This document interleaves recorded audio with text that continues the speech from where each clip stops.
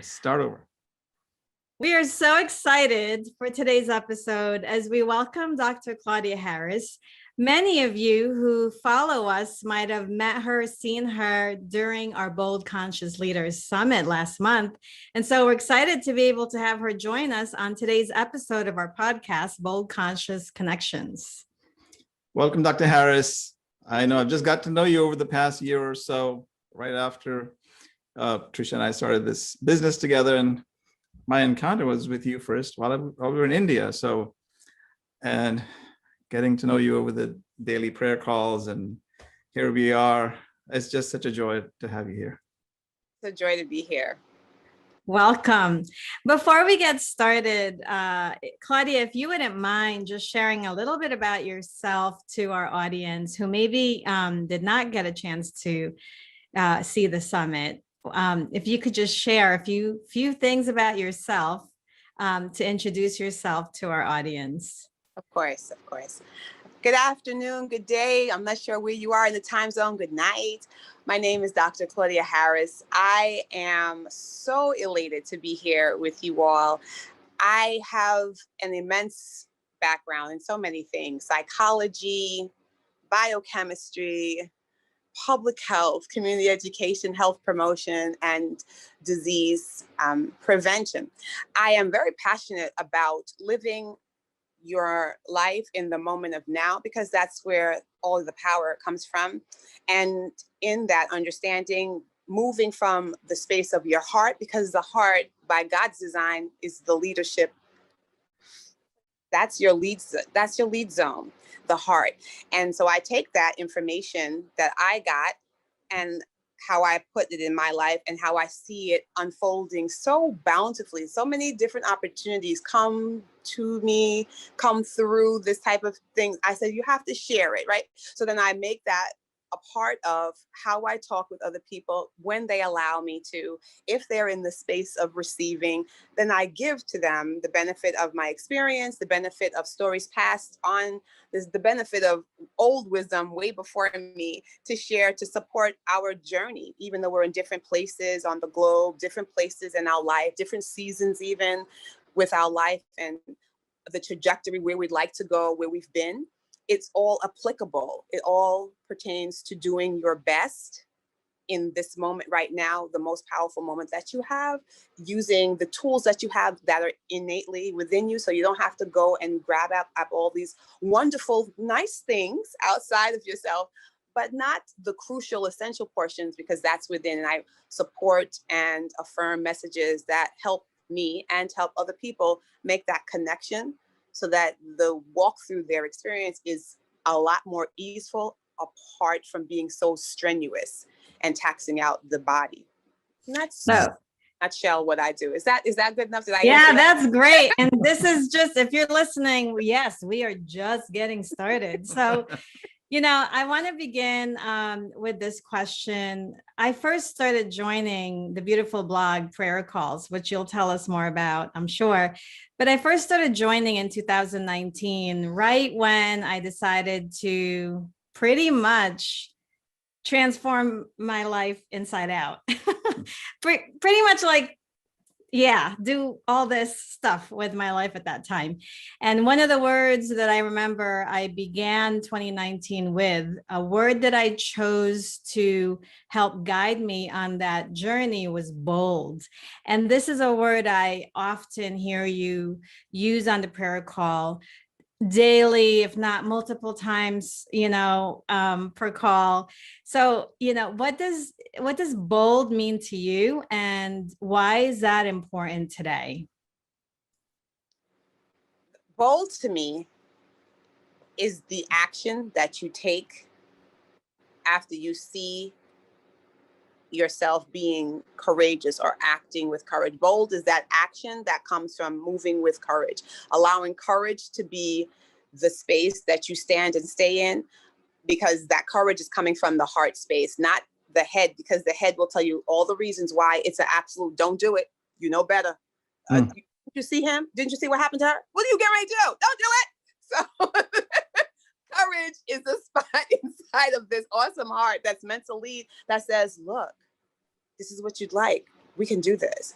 And bold is taking action on that heart's directive to go ahead. And then you take your body and you take this awesome brain that's meant to be led by the heart, and you create this action. And to me, that's what bold is. Wow. You know, I was going to even go back and say, what is the genesis of this work that you decided to do?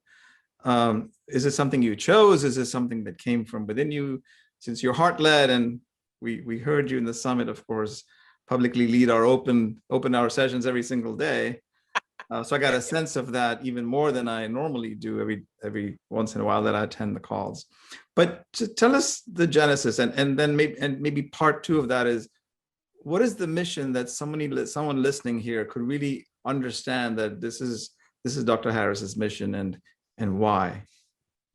Okay, so what brought me into this space of doing what Triccia and Raju were referring to is the beautifulblog.org. Now, I partnered with my partner, Andrea Ganella, and we have this thing called Beautiful Blog. Beautiful Blog was birthed by the need to meet a deficit in the seeing how women interact with women, how we're not automatically set up to do this, right? When I'm showing you this, it means to come together, right? Exactly what I'm showing you is exactly what I would like you to get from that. The coming together, the working together, the collaborating. Now, that's not just women. However, that's what we saw, because I am a woman and she too is a woman. So we went from where we stood, right?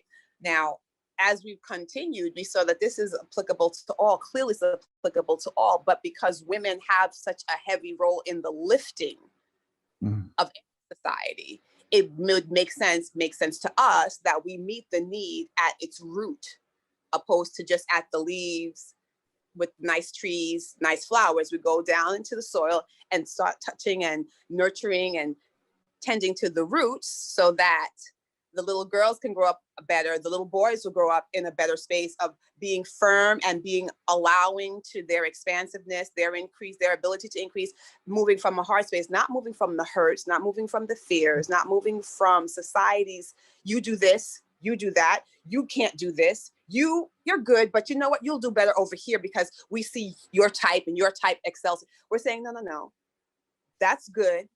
That what they're telling you is not, we're not saying no, we're saying hold room for some other things that you came into the world with to take form, and then make your own decision based on your heart and how you can then benefit from the gifts that you have, cultivating them. And that might take you in the direction that they were telling you, or it might take you someplace else, and then you use that together to formulate something that's needful to the all, opposed to just staying in the status quo and reneging on who you are.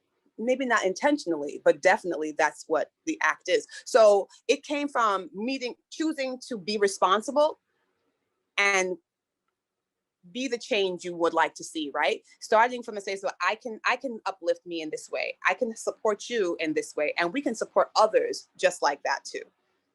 So Beautiful Blog came from that space. Now, before that came into place, I was led to be supportive and to share my gifts. I have a couple of gifts. Some people are comfortable with, some people are not. I have the ability to be in communication with unseen beings. I call them folks. People call them spirits. People call them all types of things. I call them folks because it's a multitude of beings at any given time, and from different energetic spaces and places. And I've gotten really good with navigating, holding space for, with the love of God, in God's love, not being afraid, because one God made all things, no matter what we call God. I'm in that. That's my school of thought. So I've been this way my whole life. So decades upon decades. And it became very pronounced when I was in elementary school, and I had a fit. I had a tantrum, a child's way. I wasn't getting results. My family had me in church. We'd go to church. Christian is our base. And they'd have us in church every Sunday. We'd have activities on Saturday, sometimes during the week, girls friendly society, different types of things. And I was praying to God for whatever it was I was praying for, and I wasn't getting any results. I wasn't getting any answered prayer. I was like, what's happening? What's going on? I was very unhappy. I was having a tantrum. Like, I'm gonna pray to the devil the way I pray to God.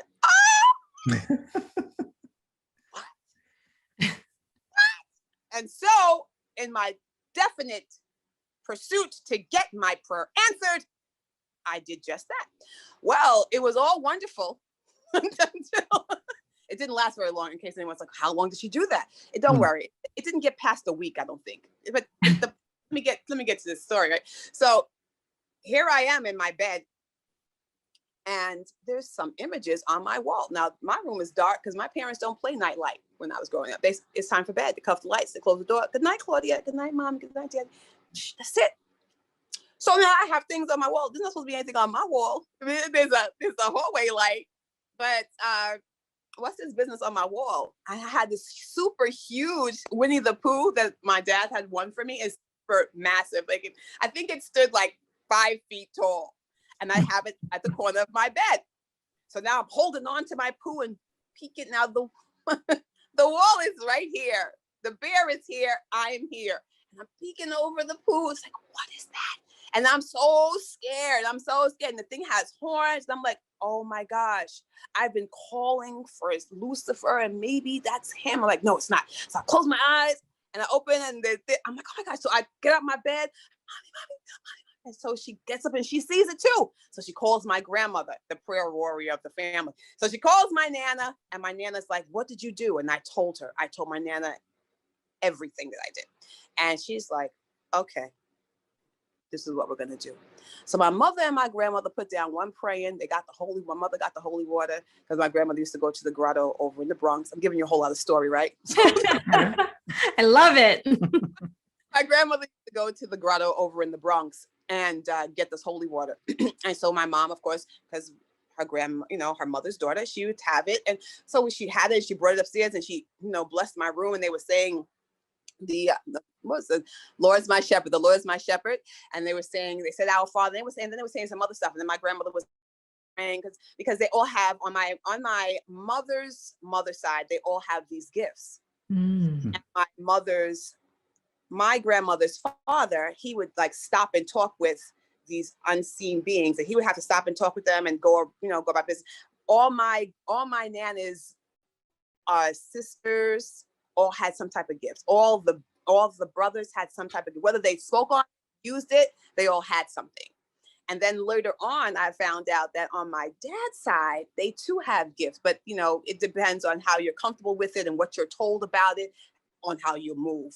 Me being who I am, I just go with like, oh, God said this is what it's gonna be, and so this is what it's gonna be, and so then I got the brakes put on me when Mr. Man came to check me out, since everything I was doing for God, I had just change it, just whoop. Let me tell you, if you're a child, teenager thinking that this is the way, let me help you. Don't do it. because it's real, and you don't really want all that. You don't really want all that if that's not really what you're into. So we got that done. And then the next day, I left that one part. So before I got the visit on my wall, this lady had come and dropped some black roses in front of my path as I was walking through to go to school. And I saw them. I didn't think anything of it. I was like, oh, that's nice, black roses. And I stepped right over them. And she stood on the side, and I just passed. Never. And I told my grandmother what happened. And so, my grandmother is awesome, and she's deceased. God bless you, but she's, spirits, they say, but, rest in peace for the human beings that don't get that. So she's always around. And that's what happened. So 3 days after that, your girl was cured. I never went that way ever again in life. Like, I respect the power that they have. I respect the energy. And if, I respect that, and it's all wonderful, but I don't go that route. So, and then that's what teamed me up for the strong, all the time, ever present, ever hearing and seeing that I call the folks, because they'll come in and out. There'll be waves. Sometimes entities I'm familiar with, sometimes they're not. Sometimes they're straight higher light beings like archangels. It's all different types, all forming because of God's love and the direction. So it's been very interesting. It's been such a warming and full experience. I have been lifted in so many spaces and places because of obedience, listening to my intuitive leads. I get that I might even think sometimes I get a cheat sheet because other people, they're not tuned in to listen. And I'm like, oh yeah, just do X, Y, Z. And I'm like, well, how come it? Because I've been here for the duration. So it's like, yeah, it's nothing. Yeah. So I hope that answers the question. Yes, it does. Comes from. Related to why I was asking that is, I know that you have that gift. Do other perhaps people listening, and do we as humans have those gifts, or we just because we choose not to pay attention to that, or is there a way to tap into that for ourselves? Absolutely. You have it. Everyone has the ability. Everyone has it on them as we speak. You have a guardian angel that was assigned to you. Never going to leave you until you pass from this flesh into your next station, whatever that's going to be for you. You have the ancestors, I call them, that come around to say hi, to support you, or just to stand in the space, to fill the space, to help harmonize your energy, sometimes to help still you, sometimes to help bring you to awareness. You have parts within your non-human essential selves. In case you know what you're talking about, I'm talking about your spirit person that allows you to do this life as a human with the flesh and the brain and the tongue, teeth, blood, that. Yeah. Yeah. You have places inside of yourself that are marked as I am spaces. That's how I refer to them. They're marked. It's like an artist's signature on the artist piece. We're made in the image and likeness of God, and there are stamps that are stamped on us, within us, that are God I am stamps. Those I am stamps, every human being has the right to refuse them, as in I don't deal with that, as in I ignore God. I don't believe in God like that. I don't interact, or to incorporate them in how you move, as in I agree that there is something higher than me, bigger than me, that supports me. And then if you believe that, right, that's the belief, that's in the heart, and then that transfers over into the head, right, the brain. Spiritually speaking, we call it the mind. Yeah. And so you'll hear me sometimes refer to your right mind, and that's incorporating 3 parts of your brain, right? So if you take it apart, only 2 parts of the brain. There's different lobes that do different things. Biologically, yes, you're absolutely correct. Spiritually, no, not exactly. There are 3 parts. It is your subconscious, your conscious, and your superconscious. That superconscious is earmarked as one of the spaces I refer to as your I am. That's an I am stamp there. There's also an I am stamp at the back of your skull, in that little depression. When you go to the base of your skull, there's a little depression there. That's an I am spot also.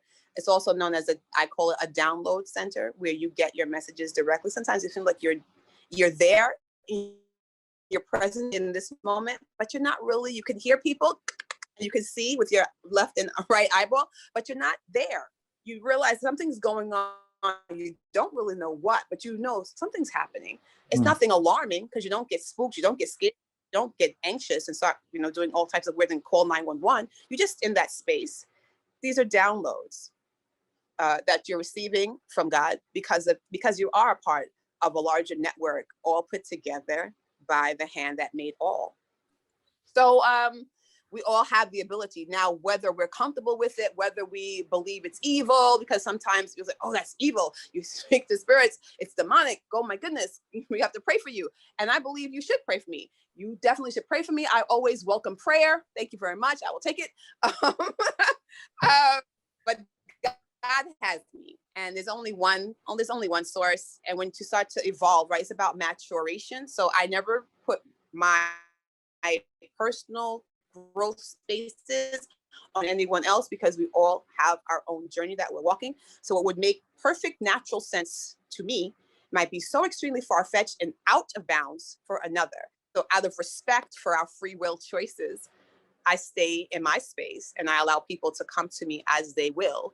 And I give them what I can based on where they are, never more than what they're able to hold, but never less than what they're willing to receive. I hope that made sense. Wow, very Yeah. powerful. Having had firsthand experience with this, yes.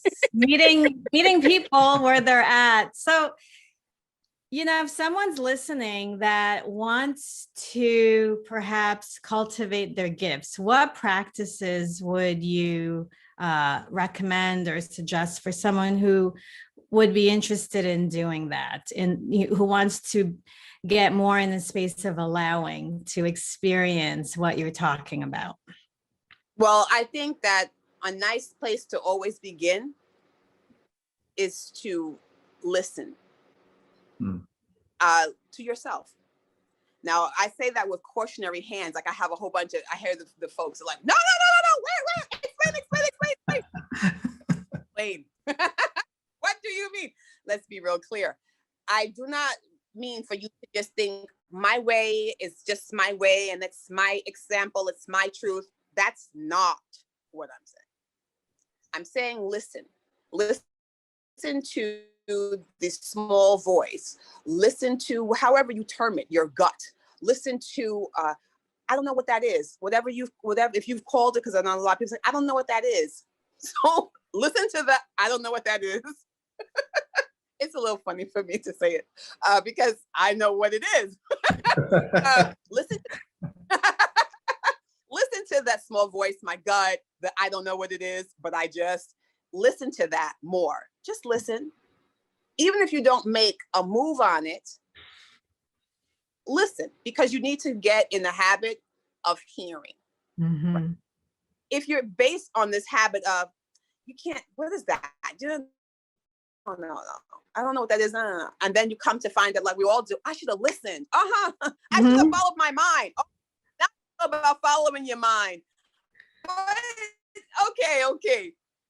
But really, it's the intuitive lead that you get that's coming directly to you by the one that made you. That might be a lot to listen to. That might be like, what? I was with you until you said that. Okay. So then if that's too much, then I would suggest an activity that I bring everybody to when I see that they're looking for what they're looking for by right, that's theirs, but their humanness gets in the way and interferes. I send people to the mirror. So here's the activity. I'm going to go slow in case anybody wants to write it down. I'll go slow for you. It's called the mirror exercise, right? What I'm going to ask that you do is just take time and get to a real mirror. And I know on the smartphones, you guys have mirrors and you could use that too. That's not a problem. You get to the mirror and you get in the mirror so that you can see your eyes and then you can see the pupil. You want to see your eyes looking at you. You want to see your iris. You want to see the pupil. If you can't see the pupil, you're not in the right space. Okay, so this is how you know if you're doing it right. Once you can see your pupil, now you just want to stare at yourself like you don't have anything better to do. This is the exercise, and I'm very serious about this. And you're going to keep looking at yourself, and you're going to. It's at first for some of us, it's grossly uncomfortable, and you want to turn away, and you want to blink, and you want to do this all of a sudden, and the nose wants to run. All kinds of stuff might start happening. Phones might start ringing. I'm going to challenge you to stay there. You don't have to do anything else. You're going to do it one time a day, just once a day, until you're even with looking at yourself and it's not an issue. But what you're going to come to find out is that as you're doing this exercise, you're going to start understanding somebody's trying to talk to you.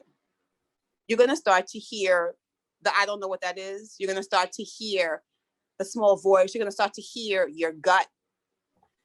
And it's going to come from the heart space because of the fact that you're now seeking. Because when you're at that mirror looking at your pupils, not just your face, oh, I have a blemish, oh, I have my hairline, what's going on with my hairline? Oh, my eyebrows look so good.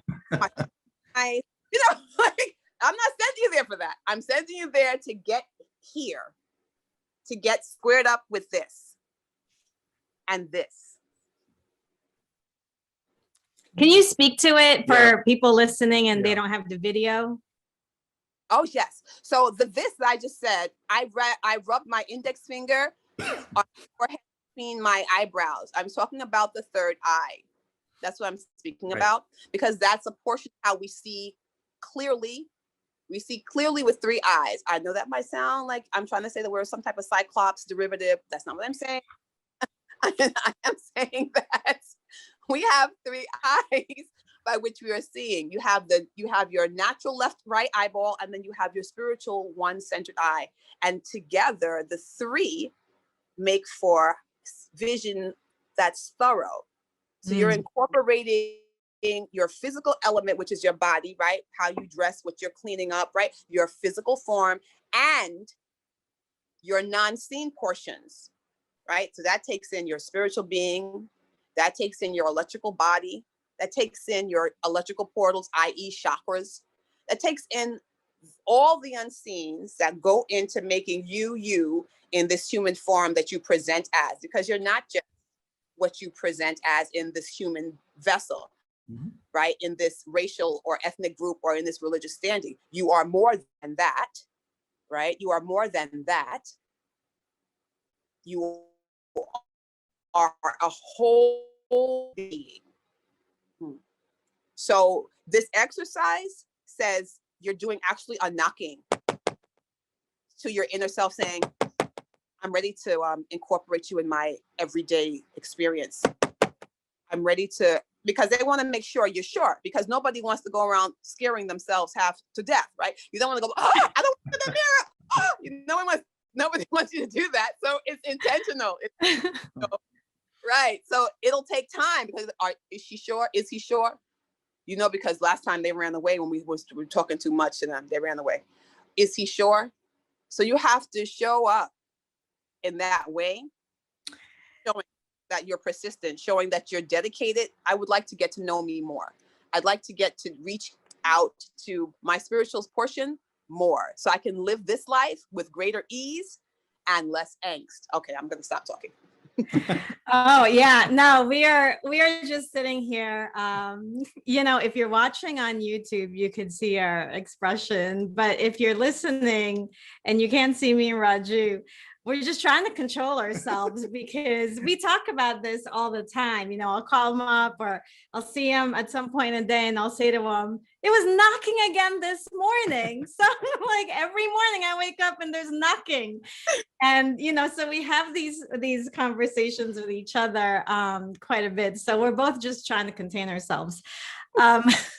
So I think that another word you use, and I've heard this word forever, but when you use it, it really resonates in such a way that it's so simple. And these words are so simple, but can you speak to it? Because you just said it a few minutes ago. Can you speak to the word thorough? You used it when you were talking about the third eye. So can you speak to that word thorough and how it relates to, let's say, how I've heard you use it with me has to do with pain relief, releasing, letting go. Can you speak to that? Of course. There's two things that we're good at as human beings. And some people will admit to it and some of us will refuse it, but I care less what the position is. I know what is. We hoard. That's what we do, humans. Not talking about spiritual beings. I'm talking about our humanness affords us the luxury of an illusion that we need to amass as much as we can and hold it, hoard it, and then regulate it closely. And then pick from it sparingly while amassing it and making sure that we are very, very meticulous in keeping up with how much has gone out and how much we need to put back in. What? So we get this way of being blindsided. We get these blinders on that narrows your vision till you can barely see all the other things around you. You take out your peripheral vision. You take it out. I don't need peripheral. I gotta put my glasses on.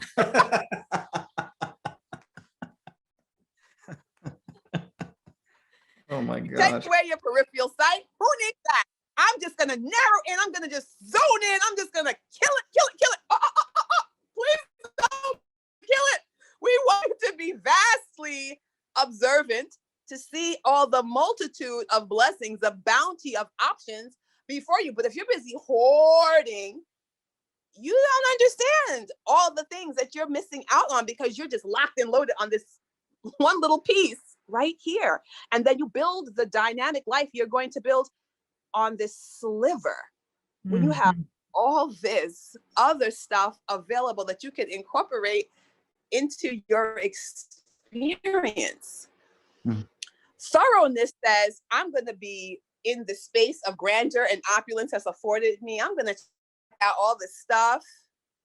And subjective says, no, I'm going to stay right here with this little 1/1000th of a slice because I can dominate that. Wait, what? That 1/1000th of a, you going to go hard for that? That little, you have all this to the left, all this to the right, all this in front of you, and not to mention the creative abilities that you have, and you just want to lock it down, close it out, time done, and you're just going to stay. Why? How come? Thoroughness is talking about being in the fullness of the exchange, where the subjectiveness, remember I said, don't go just what's in your head because now it's subjective.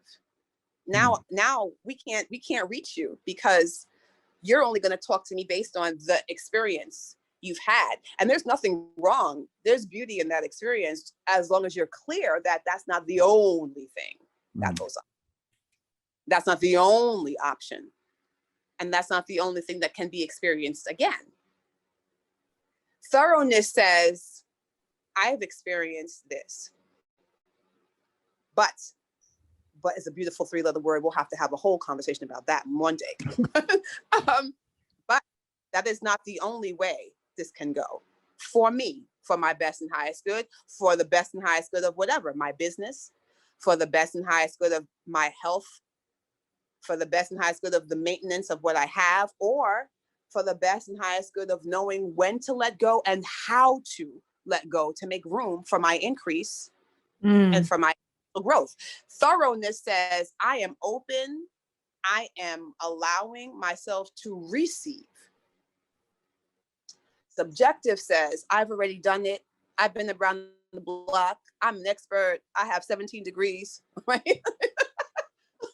Not that it's awesome to have all that paper. It's very nice, but don't get locked into it, right? Don't get locked into it. I have all this expertise, so I know. What you're going to find out is that even the experts have things that they don't know in their field. That's the nature of how God made things. Man would take things and go like this, right? And hold it. I got it.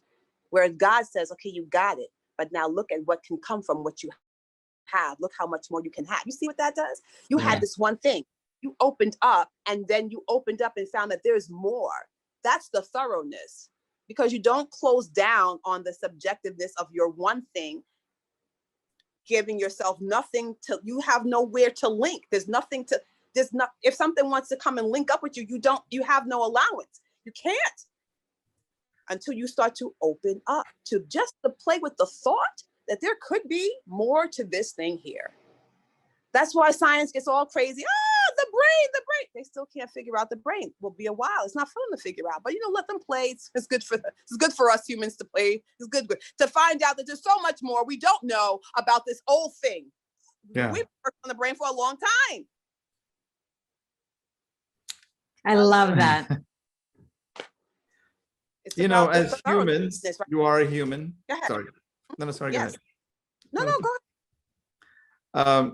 So as you described, the way you could be open and whatever you've earned and done in your life is still an experience of the past. So our listeners out there and people who are watching and viewers, it's always stories are like fun for them to validate or otherwise understand the concepts that are probably relatively new to them in this conversation. So as a human, can you pick one obstacle that you overcame that was a challenge for you, and then it just fostered more of this learning that you've been that you've been, sharing with the world? Sure. I know this is about bold, conscious leaders. So would you like me to pick one from my quote unquote traditional career, or would you like me to pick one from my health? Where would you like me to go? Whichever it's up to you. It was a significant challenge that you overcame, and then you learned something as a human that actually played into all things beautiful blog that you are, and and communicating in ways that that is so with the super conscious, if you will. Okay, I can do that. I used to run away from being called a teacher. I used to loathe it. Loathe it. It wasn't for me, right? No, I'm not a teacher. No, I'm not a teacher. And I always sort together. And this is from high school. Because my grandmother would have us in these leadership positions to teach others, or community service was great. But then you want me to teach what? No, let somebody else do it.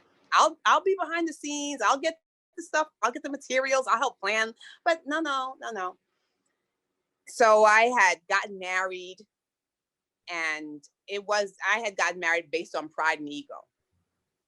And I was in a space where I woke up one day and I was very unhappy with my reflection. And that was alarming for me because I've never disliked myself, ever.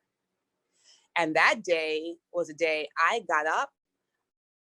I was in the mirror, just, going through the regular routine. You get up, you go to the bathroom, you do whatever you're gonna do.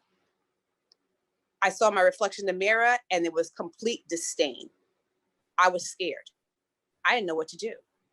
Who doesn't like me? I don't like me? What is that? Is this real? And now I'm in the mirror. Like, I'm in the mirror and I'm looking and I'm like, all this venom. Like, I can't stand myself. I hate me. I'm like, oh! Like, I'm telling you, I was alarmed. I was frightened. I had thoughts in that moment of how to hurt myself. I've gone through some amazing things up until that point, but I have never at one point disliked me, hated myself, or ever thought of a thought that would suggest me harming me. So I don't need to tell you, I was on full alarm, losing whatever was left of my non-right mind because that was a non-right mind. And I said, I have to go. And so I took a shower and I started saying my psalm. What psalm was it? The Our Father? It was the Our Father prayer, but then I moved over to the Lord's my shepherd psalm. And I got out the shower. I got myself dressed. I looked in the mirror to check and see where I was, and I was still like at myself. I was like, oh! I got out that house. I got my daughter and myself, and I got out that house. And I went back to my Nana. And I told her, this is what I'm feeling. Something is wrong. I don't understand. And so she says, it's going to be okay. And I said, I don't know. And I cried. And I'm not a crier. Anyone that knows me knows I can't stand crying. I can't stand. I don't like it. I don't like it. But I started crying. And the weight of the grief made my chest feel like it was about to cave in. And like, I had to fight through it, go through it. And it was painful. Like, it felt heavy in my body. Like I could shake, but because of the pressure, it would probably only come out but meanwhile, inside was violent tremors, but you couldn't see it. But my grandmother knew.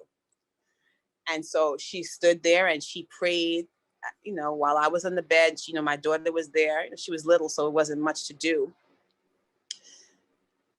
And I cried for a long time. It felt like forever for me because I don't like crying. So, it could have been the 5 minutes, but trust, it was longer than 5 minutes. But I'm saying because I just stayed crying so much, it could have been 5 minutes. I could have felt it was like a whole month. But yeah, I was crying for a long time. Eyes looking crazy, red and bananas. And when I finally finished, there was no sound in my voice. No sound. And then I said, okay, I released it. What had happened, you guys, was I put myself with my ego and my pride in a situation that I should not have been in. And I was determined to stay in it for ego and pride. It was tearing me up because I left my heart and my body. I already know the body is not made to go do thousands of years, not this one body. And my body was wearing it.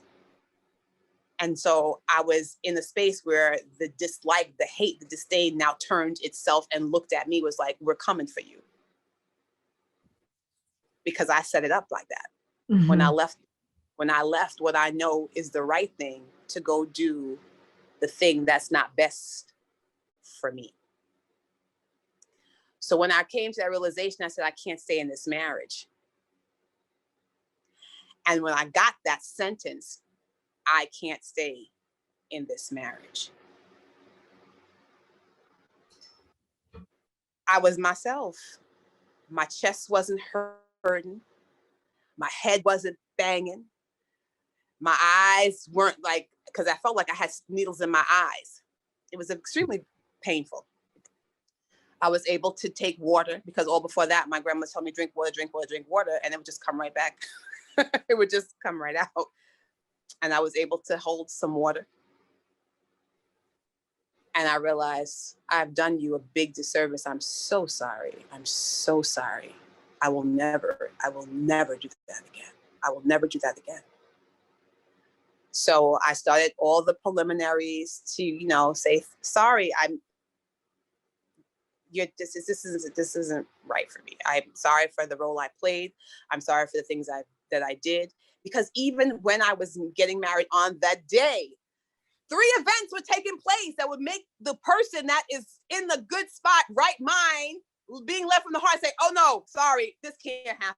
My mother got into a car accident on her way to the place. Hello.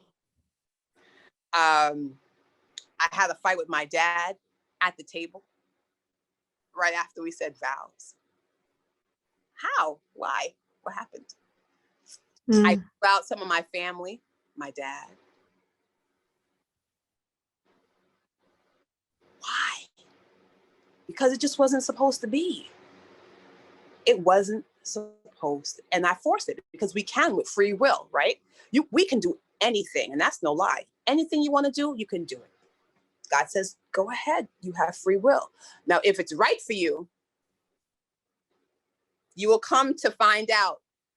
You will come to find out. And if you are courageous enough to hear the truth, then you can be bold enough to make the step that'll set you on the correct trajectory, not to work against yourself. I had to go through that. It took me 36 months, 3 years. It could have taken me a lifetime. I'm just grateful I got there. Yes, yes. Now working against yourself. I mean, I know, we're sitting here, we're certainly, I know I could think of multiple examples in the now that I'm working through with your help of what it feels like, what it looks like when we are working against ourselves. And actually, we just had a call about this with our clients a couple of weeks ago. And, anytime there's uncertainty, we're in the middle of navigating through spaces that are unknown. Like, for example, this current world we're all sharing in together right now, the current situation with COVID, with all the shifts in business and corporate structures and, people sort of not sure, or maybe not having the clarity, what to expect with the rest of the year, this and that. It's not unusual to move through, like, in that space of not knowing or not feeling secure and not having the foundation to create that suffering, to work against yourself. What advice would you give someone who is navigating through those types of uncertainties today? How would they recognize that they are perhaps working against themselves? if you find that you're coming against stumbling blocks at every turn, that is God. That is your answer. Those are whatever you want to call it. I don't care what you want to call it. Whoever you're fond of, whoever you believe in spiritually, these are those beings saying to you, hold on, stop, pay attention. They're calling to you, because what they cannot do is supersede your free will. That's not allowed. Oh, but God knows. So since God knows everything, then I should be able to. No, that's not how this works. You have free will to do this thing as you will. If you are not going to include that which is greater into your understanding of how to move, then you can't start lashing out and saying, God doesn't exist. You can say that because God says it's okay. This doesn't work. I don't know what to do. You're innately built with a compass on what to do. If you find that I can't hear my heart, I can't hear them because it's a block, because you've trained yourself. We have habits, right? We know that human beings, we are creatures of habit, and we train ourselves to do, respond, react in certain ways. We train ourselves to discount the heart. Don't listen to your heart, listen to your head. Don't be silly. Don't be foolish. Don't be dumb. I mean, we've actually gotten that type of advice and mentorship, and that wasn't unusual for me to hear when I was first starting out, to hear it from my mentors. Don't be so emotional, or don't, remember to lead with logic. So it's actually, especially I think for women,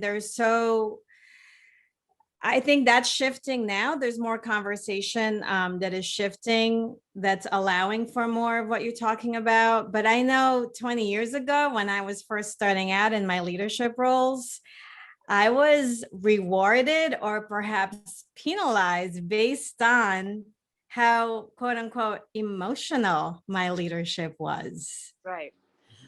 So going back to the question that you asked me, what would I tell them? I'm telling you, look at where you have repeat obstacles, like turn after turn, like you turn one, boom, another, and then another. Wait, this is the non-scenes language of screaming at you, wait, W-A-I-T, wait. Every single thing that we're gonna walk up into has been designed from places that you don't see, like you cannot see in the physical realm. Yes. So when you're hitting obstacle, it's not to piss you off. It's not to tell you you can't, you won't, it's never gonna happen. It's to say, wait, we see you, we hear you, we have a way for you to go that's going to be less tumultuous, less straining on you, for your better, not to harm you, not for your worse, but for the betterment. But we can't hear it because what you're gonna say? Who told you? Oh, I don't know where I got it from. Oh, God, I don't know. My gut, I don't know. What? Your gut? What? You know how much money we have riding on this? Talking about your gut? Yes, I'm talking about my gut. And they said no, right? They said wait. Wait is a wait. So we're gonna wait. How long? Relax. Right? So it's easy to say, right? So it's easy to say. No, it's not. It's not easy to say. It's not easy to say. It's not easy to say when you have people coming to you and saying, Dr. Harris, this is so-and-so, or Claudia, so-and-so. And I look at them and I hear everything they have to say going for 50 minutes. And I'm just there listening. And I say, okay, you have to wait. They say like, they've just written like a dissertation talking to me. And I come back and say, you gotta wait. They're looking at me like, is she serious? I'm serious, because the folks are not gonna tell you wrong. God's not gonna steer you wrong. You might steer yourself wrong. The nice analysis with the statistics, they might tell you wrong. How come? But that's not wrong, they're right. That's right for what they're looking at. We're talking about you and now for you and what you have in this vision of your third eye, your left eye, your right eye, your creativity in that subconscious, the images that are held, that you hold. If you can vision this thing with your third eye, your left eye and your right eye, it's called the law of prosperity, right? So what do we tell them when it's like, well, I don't know, how do I stop myself from self-sabotage, right? That's the term that people like to use nowadays, self-sabotage. We just call it listening to enemy thoughts. Yes, because if it's against the love of God for you, it's a foe. That's really basic for us over here. But human beings, we like titles. I laugh. I said, because we are humans and we are title whores. We have to have a title for everything. Well, what's your title? And what's your title? Relax about the title. Let's get to the goods of getting the work done. You can fuss and make up a title, whatever you want to call it. We really don't. I don't care. The folks don't care. God really doesn't care. Just as long as you understand you have help in all the places where you need it already. Oh, I need to forge this new way. Well, if you feel you must, free will, go ahead. Now, when you're done with that free will, we'll be here as we do waiting on you.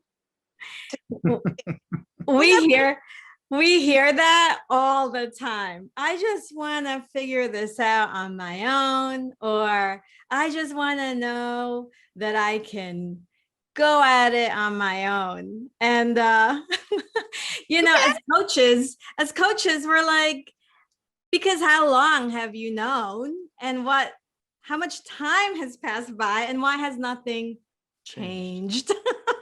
That's so funny that you're saying that, because there is one of the false beliefs that many of us would like to hold on to and not let go of, is this idea that we have to prove ourselves. Why do we feel that we have to prove ourselves, or we have to earn it, or we have to, no pain, no gain, and it's like one of those things that get in the way of people really getting the help and the support and the resources that's readily available out there. Like you were saying in the beginning, there's so much available to us should we choose to be thorough about recognizing it and receiving. Right.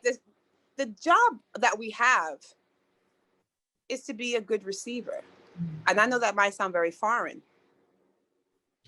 Well, I was going to say, following up on all the things you said, and then Tricia's follow-up, ultimately everybody wants to know, how do you do this? How do you do this? Give me one little something that I can do this. First of all, it's about listening. And you can't get to the listening before you can get to the seeing, right? Because then you'll count what you hear. If you're going to discount what you hear, then me telling you to listen is for naught. Yeah. Listen for what and for why. So if you do the mirror exercise that we started in the beginning of the call, it'll give you a why, a functional because. Why? This is why. If you felt what you felt, because you're going to feel something in that mirror. I'm not even concerned about what you're going to feel. I know what you're going to get if you do what I asked you to do. Go in that mirror, look at your pupils, and when you are looking directly in your pupils, you just sit there or stand there and keep looking. I can't wait to try that. I'm going to do that. I used to do that as a kid. Someone told me to do that. I swear. But it's been a while. I definitely have memories of doing that as a kid, but that might be out of vanity. Yeah. I'm not sure I was looking. I'm not sure I was looking for my pupils. Well, I was, and the three things you mentioned about that, I was like, oh my God, I haven't done this. I should be doing more of this. But it's just one simple thing, and that it can start connecting. It's very simple. Listen, it does what I said to you is exactly what it does. It says to your spiritual being and all the other parts of you that allows you to do this life that you're doing. It says, he's ready. She's ready. They're ready to meet with us, to incorporate us in how are you sure they're ready? They're ready. They're ready? Yes. Okay. Yeah. Oh. And then you'll have a bunch of emotions. Some of you might start laughing from wherever. You don't know why, but you're laughing. Some of you might cry. Some of you might get angry, annoyed, might become like a little agitated. Why? Because these are things that are coming up that they're saying, okay, you're coming and we need to work on this area. They'll meet you where you are, clearly, because nobody's looking at their mirror like that close on an everyday basis. And you're saying, okay, hi, I'm looking. And they're not going to leave you because they're a part of you. They're you in another form that's being housed in this physical presentation of who you believe you are. There's so much more to you. And they're going to walk you through. You don't have to do anything else but this exercise. And then you'll start to hear. They'll bring up things that you might not look, oh, why is this happening? Stupid exercise. Don't call it stupid exercise. This is a healing process. And it's going to unfold and unlock things that if you go through it, like my example to you, when I realized I got to get out of here. I can't stay here. This is not a good space for me. And when I got to a point within my right mind, led by my heart, and said, Claudia, you did all this for all these reasons that were outside of who you are and who you've been. You stepped out of you and moved into the space of being without us. And this is where you are. And I had to be bold enough to stay in the heavy heaving, feeling like 50,000 pounds were collapsing on top of me nonstop, like somebody stabbing my eyes and fighting for my breath before I can come to sentence where this marriage, I can't stay in this, right? Once I got clear on that, everything just seemed to lift one at a time. Wow. You have to be able to go through it. In the going through the thing, you find that that's the release that allows your increase, that allows for expansion. Who knows where I would have been if I didn't take that step and go through the uncomfortableness, the horribleness, the scariness of it. Where would I be? I wouldn't be with you probably now. I probably would have never did my PhD. I probably would never did a lot of things. I'd probably be someplace else in some corner somewhere shaking, being drugged up to manage life. Well, I love that you talked about you got to go through it. And Claudia, can you speak? I know we're we're past our normal amount of time that we've allotted. What is normal anyway? we don't know. So we just want to check in and see where you're at if you have a little bit more time. Because you did say something about you have to go through it, and this is something that Raju and I have been working with for the past year and a half that we've started working together. Is this idea that, you know, there's so much value and healing and blessings that can happen when you allow yourself to feel the full range of emotions, that when you don't reject the negative emotions that come up or the challenging moments, when you don't turn away from them and, you know, suppress it or perhaps cover it up with cotton candy, like bubblegum stuff, which actually, you know, that was one of the things that I did for so many years and I got really good at it. And I know like that's something that we, in the past like year, we're like, all right, there's gold in the negative emotions. You know, can you speak a little bit more about that? Because I feel like there's, in this conversation, there's so many voices and so many ideas out there where people are just like, be positive, fix your mindset, you know, and people are just pushing you to feel good, smile at everything, you know, focus on the positive. What is the danger in that? I think you did this to me on purpose. I think you did this to me on purpose. We will never get off this call. No.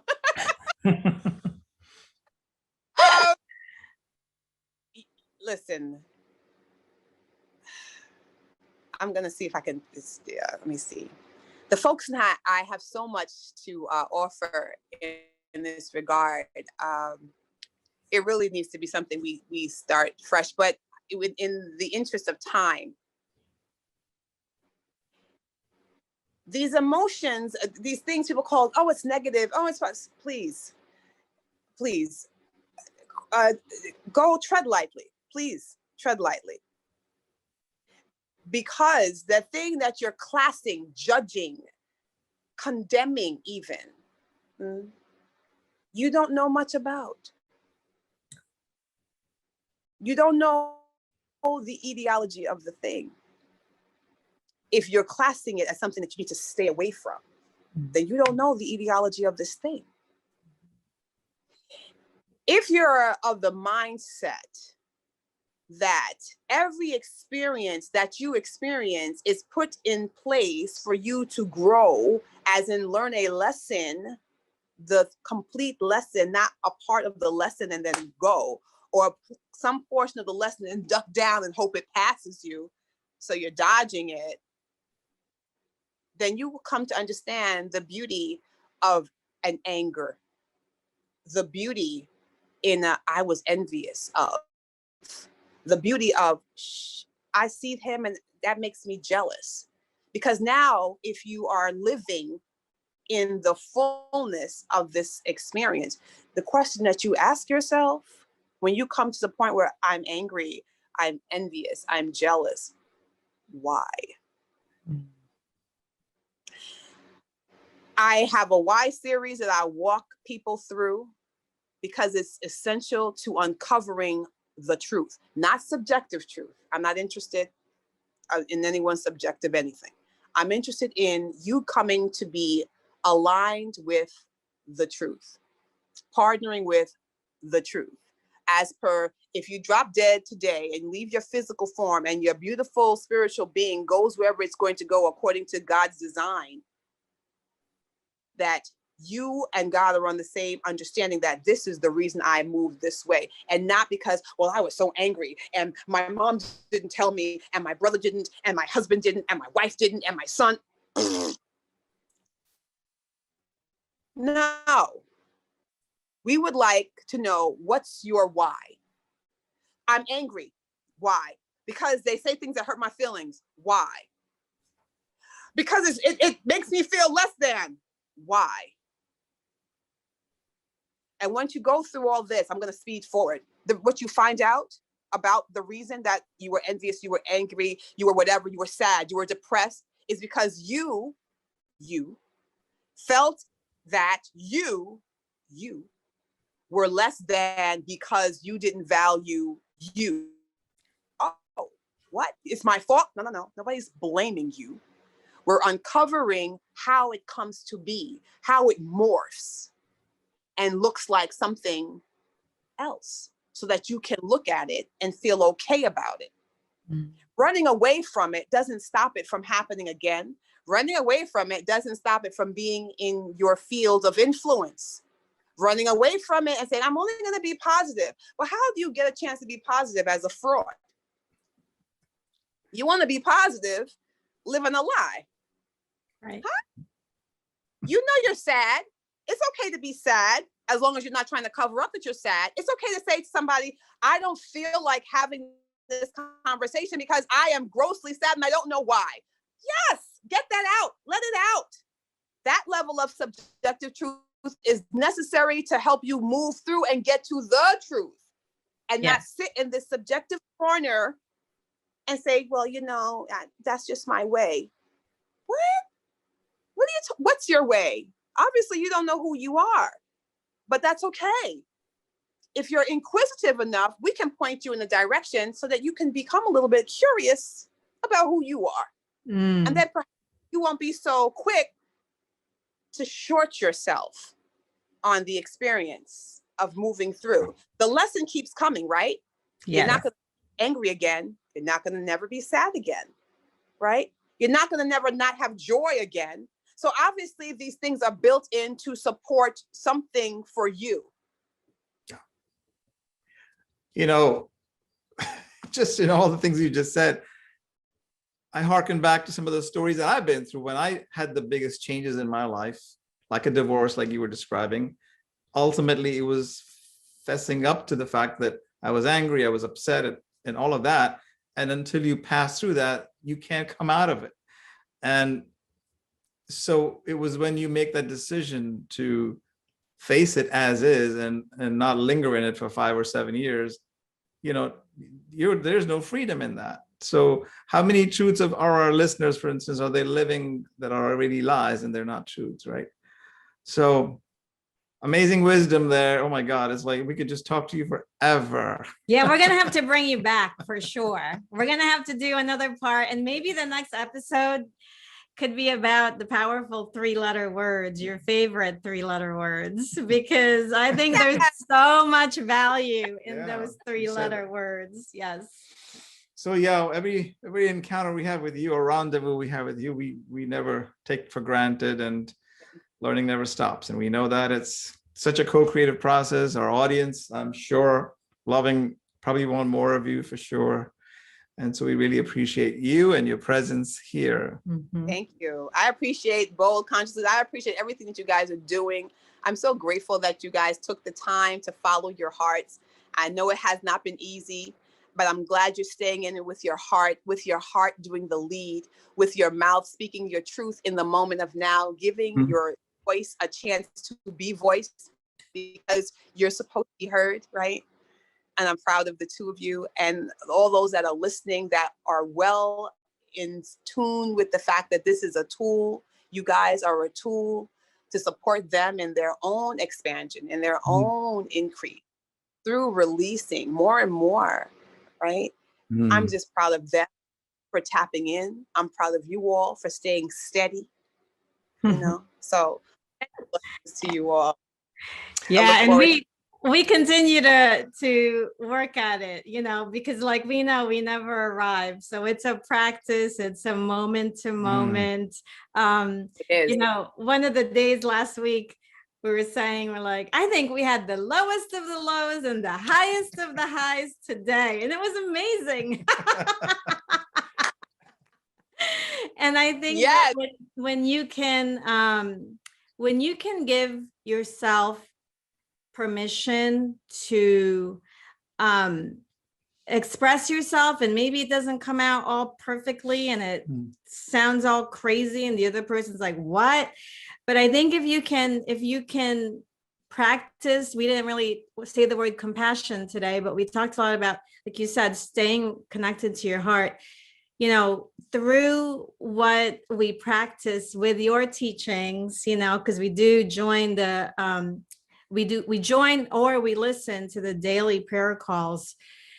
It's helped us be able to stand in our space to do the work that we're doing, because we have the prayer call. We're using the prayer call as our tool, really, to help us, daily, doing this work. And we always say, like, for people listening who are other coaches as well, or people who facilitate growth for others, your conviction to be able to do this work and to be that stand for the person in front of you to do the work it's gonna be in correlation to you doing the work. This is what we're talking about today. Everything that's come out, this is the work that makes the coaching work. Yes. This is, or any pursuit that you have in your life, make it work. If you're helping others and you're influencing others or impacting others in a way to serve, I mean, what else is there? I mean, really. Because we can't do it on our own. And so, Claudia, everything you shared with us today is really about us tapping into, something greater, the I am within us that really is what is going to, support us, hold us, the place where we can rest. I mean, it's just so fulfilling to be able to have you here and, to put this conversation out there. Exactly. I'm so grateful that I could be a support, and you all can call on me whenever. I am always open to come back to support what you all are doing. I believe in the mission that you have, and yes, anytime. Wonderful. Okay, Well, we've really enjoyed this. indeed. Me Here too. we also asked this one question before people leave this Yeah. this platform here, in the context of what we talked about in terms of our audience and all the things that they need to do, and we are always doing this process of this work of tapping into ourselves to expand our perspectives. In this conversation today, what discoveries might you have had today in this hour? What discoveries might you have had, or maybe some new things that you might have picked up in this conversation, if any? Well, it's always something. So I learned in this moment with you all the power of openness. You were open in having me come on. I was open with having you. I don't know who's listening, watching, but their openness is coming through because of how my conversation has been directed. And there's a lot of being open. That openness is an expanding into releasing oneself from perceived notions that never really fit in the first place. So it has been a gift to me being on the call with the two of you, because the openness that's coming through, the vibrations, right? The energy that we're not seeing that's happening with us, the listeners, the viewers, you, me, us, is allowing me to give out the things based on the need. Even though we don't have anybody hitting us with Zoom questions, can he say this? Can he say that? Can you ask her that? It's not coming in that way, but the energy is coming in saying, support their willingness to stay open. So that's in this connecting with you about being open. So thank you for that.